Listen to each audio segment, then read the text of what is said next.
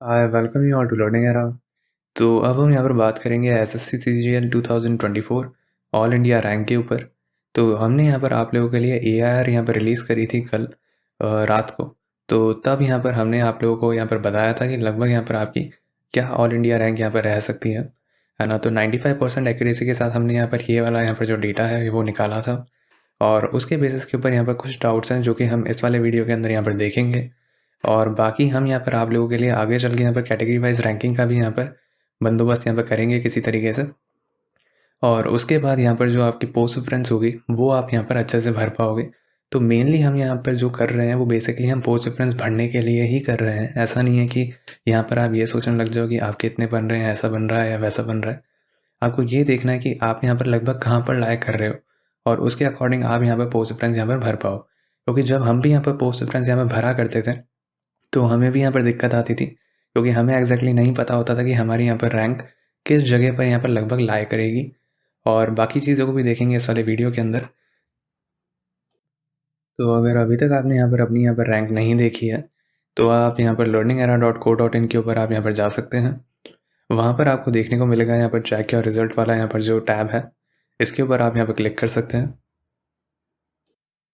तो उसके बाद आपके सामने कुछ इस तरीके का यहाँ पर जो पेज है वो यहाँ पर लोड होगा।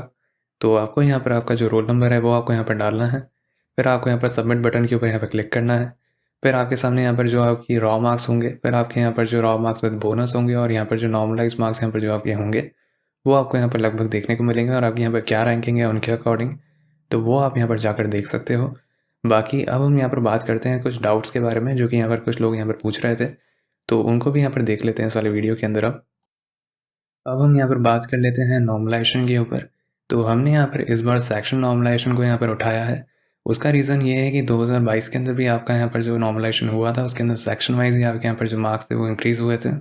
और अगर हम यहाँ पर इस बार बात करें तो आपके यहाँ पर जो 2 शिफ्टें हुई हैं 18 और 20 की, मैं यहाँ पर अभी 19 की यहाँ पर बात नहीं कर रहा हूँ। तो 18 और 20 को अगर हम यहाँ पर देखें तो 18 और 20 के अंदर हर एक शिफ्ट के अंदर यहाँ पर एक सेक्शन यहाँ पर जो है वो यहाँ पर टफ आया है। तो जनरली दोनों शिफ्टों के अंदर यहाँ पर एक एक सेक्शन जो है वो अपनी तरफ से यहाँ पर टफ आया है। इवन तो वहाँ पर बोनस मार्किंग मिल भी रही है तो भी वो वाला जो सेक्शन है वो टफ के अंदर कंसिडर हो रहा है।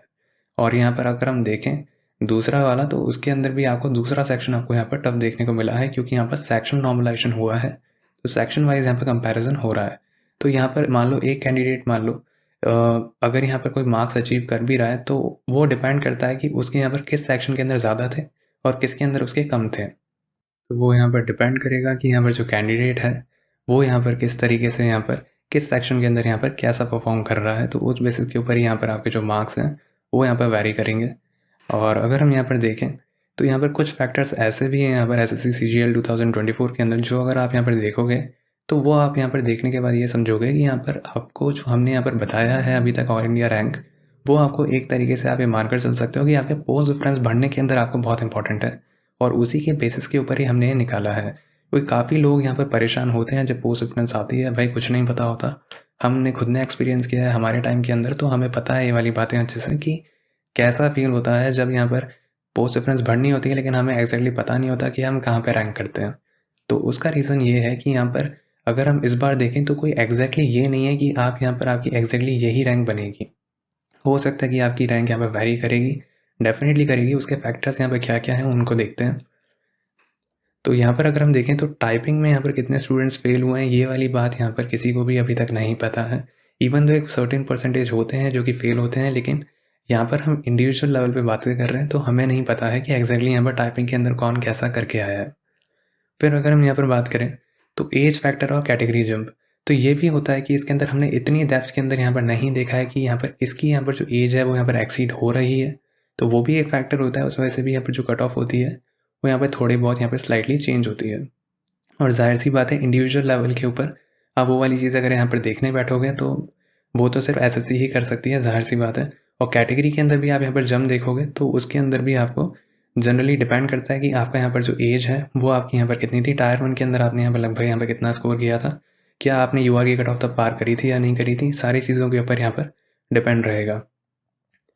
फिर अगर मैं यहाँ पर बात करूँ तो ऑलरेडी सेलेक्टेड और यहाँ पर स्किप लोअर पोस्ट, तो यहाँ पर कुछ लोग ऐसे भी होंगे जो कि यहाँ पर पहले से सेलेक्टेड हैं और हो सकता है कि वो यहाँ पर प्रेफरेंस फॉर्म के अंदर भरे ही नहीं यहाँ पर लोअर पोस्ट को, लेकिन ऐसे लोग यहाँ पर काफ़ी कम होते हैं। फिर अगर हम यहाँ पर देखें कि कुछ लोग ऐसे भी होंगे जो कि पोस्ट प्रेफरेंस को स्किप ही कर देंगे, ऐसे भी होते हैं कुछ लोग, क्योंकि उनके पास ऑलरेडी एक जॉब होती है, लेकिन कुछ ऐसे होते हैं जिनको आखिरी के अंदर मन नहीं होता है, जो भी होता है तो वो स्किप भी कर देते हैं। फिर अगर हम यहाँ पर देखें तो सीपीटी के हायर क्वालिफाइंग स्टैंडर्ड, तो उसकी वजह से भी यहाँ पर जो कट ऑफ होती है वो यहाँ पर थोड़ी बहुत स्लाइडली वेरी करती है, और उसकी वजह से भी यहाँ पर किसको यहाँ पर क्या पोस्ट आखिरी में मिलने वाली है वो यहाँ पर काफ़ी हद तक यहाँ पर डिपेंड रहता है।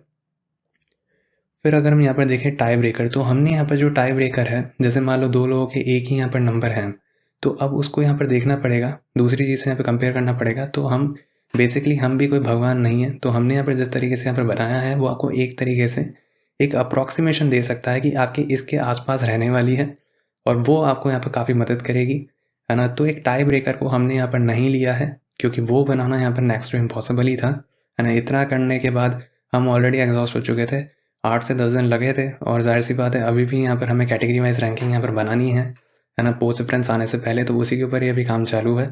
तो ऑलरेडी हम लोग यहाँ पर काफ़ी थके हुए हैं।